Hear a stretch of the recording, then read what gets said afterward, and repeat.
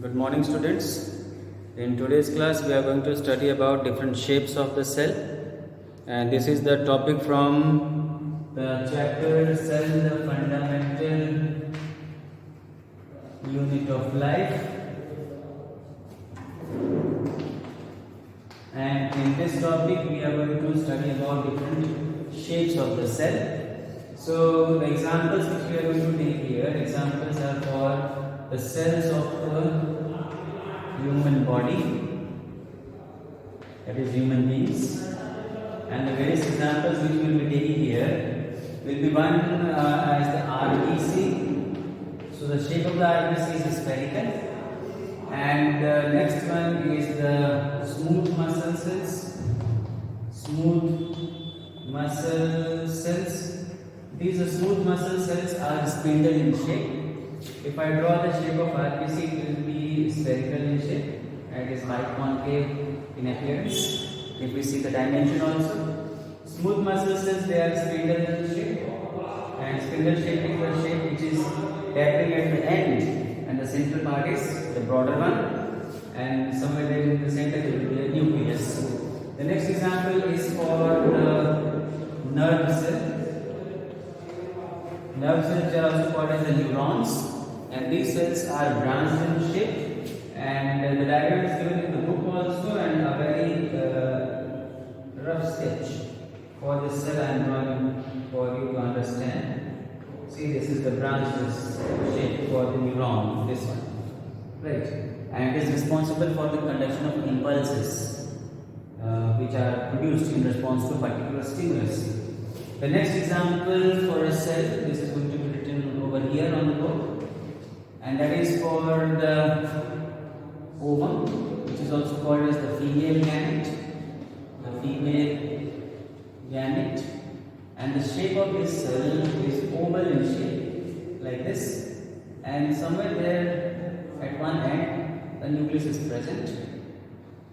This is the shape, and surrounding it is the dense part, which is the cytoplasm.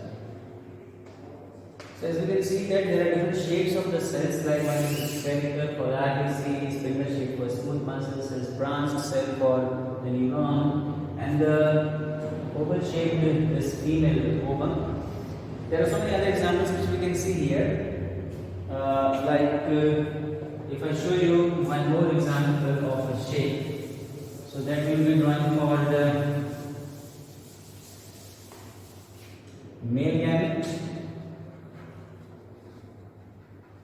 and this male gamete is sperm, and the shape is tadpole-like. If you do remember, this is the rough diagram for the shape of this male gamete. So why do the different cells have different shapes? This is the flagella part, which is a long tail responsible for the lashing movement of the sperm. Why these all cells have different shapes? So shapes are because of the type of function they are going to perform.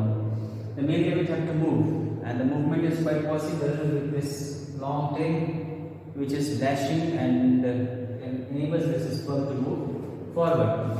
One more example for the shape of a cell. So if I draw the shape of a bone cell, which is also called as osteocyte. So if you see the shape of osteocyte, what you find that this cell is irregular in shape, and this is the irregular shape which you can see here. This type of irregular shape is there, osteocytes, and somewhere there will be a nucleus inside.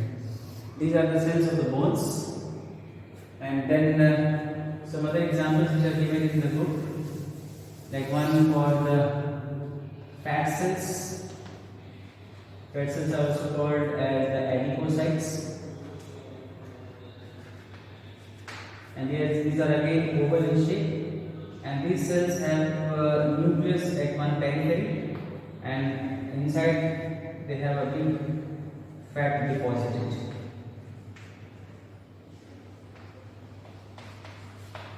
Right. So there are different shapes of the cells, and the shape of the cell is according to the type of function they are going to perform. Some examples which we have seen, these all diagrams are given in your book. You go through and you will be able to see them. Afterwards, after completing the shape of the cells, the next topic which we will be discussing here is the size of the cell. So the size of cell also varies from cell to cell, and we will be taking the example of smallest cell. So the smallest known cell to us is the pleuropneumonia-like organism. In short, it is called as PPNO, pleuropneumonia-like organism. And the shape of this cell in terms of size is 0.1 micrometers. This is the smallest cell which is known to us, and the largest cell is the egg of ostrich egg. And the size of this cell, egg of ostrich, which is a fertilized egg or the fertilized female gamete, is in terms of some 130 is to 170 millimeters in dimension, length into width. So we find that the ostrich egg size is in some centimeters, because 100 millimeters with 1 centimeter, some centimeter size of this egg, and some microscopic cells of the PPNO. After that, completing the size, we will be seeing the types of cells. So according to the syllabus, we will discuss about the prokaryotes or the prokaryotic cell. And after prokaryotic cell, we will be discussing about the eukaryotic cell. And after eukaryotic cell, we will be taking some examples of the eukaryotic cell and some examples of the prokaryotic cell. The example of a prokaryotic cell will be the bacterial cell, bacterium. It is again given in the book. We will draw the diagram in some other classes. And then example for eukaryotic cell. So there will be two examples. One is the plant cell, it's a eukaryotic cell, and one is the animal cell. These three topics we will discuss in the coming part of the chapter. Talking about a prokaryotic cell, so a prokaryotic cell is a cell which have not very defined nucleus. So if I draw a bacterial cell, so this will be the bacterial cell, and it will be having an outer cell wall and then inner membrane, and inside this content is the cytoplasm or the living part of the cell, active part of the cell, and some organs like ribosomes will be there. Ribosomes are common organs in all the cells, but a well defined nucleus is not visible here. So this will become a prokaryotic cell. And if we want to see the eukaryotic cell like a plant cell, so suppose this is the shape of the plant cell, which you can see here. So it will again have an outer membrane, and this membrane will be enclosed within a cell wall, which is made up of cellulose, and then inside this contains cytoplasm. And as it is a eukaryotic cell, it will have a very defined nucleus over here. So this is the nucleus with nuclear membrane. So any cell which have a well organized nucleus is a eukaryotic cell, and a cell where the nucleus is not well organized is a prokaryotic cell. Some other differences which we can see here: in a prokaryotic cell, membrane-bounded structures are absent, except this ribosome is present. Any other organ is not found. Whereas in the eukaryotic cell, membrane-bounded organelles like ribosomes, Golgi bodies, endoplasmic reticulum, lysosomes, etc., plastids, these all are present. So this is the basic difference between a prokaryotic and a eukaryotic cell. Also, the ribosome is, even though it is common, but the type of ribosome is not same. The ribosome of a prokaryotic cell is of the 70S type. It's the unit for measuring the size of the ribosome. Whereas in eukaryotic cell, the ribosome size is 80S. So this is one more difference. If it is 70S ribosome, it is a prokaryotic cell. If it is 80S ribosome, it is a eukaryotic cell.